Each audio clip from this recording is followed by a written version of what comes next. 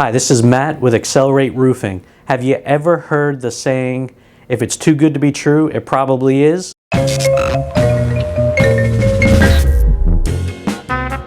If you look at this chart right here, it gives you a few examples. If you want something good and fast, it's not going to be cheap. If you want something fast and cheap, it's not going to be good. And if you want something cheap and good, it's not going to be fast. And if you want good, fast, and cheap, well, that's practically impossible.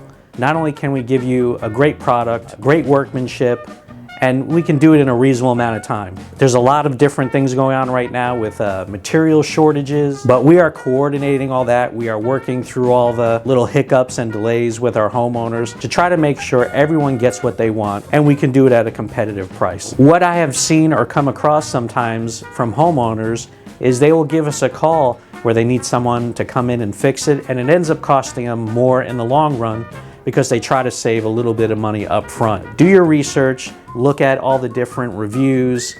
We encourage you to look at ours. We got a lot of different videos. You can go on and look at what we've done, our projects, the employees that work here, and you'll find a lot of information about us. We're not hiding anything. This is Matt with XLR8 Roofing signing off.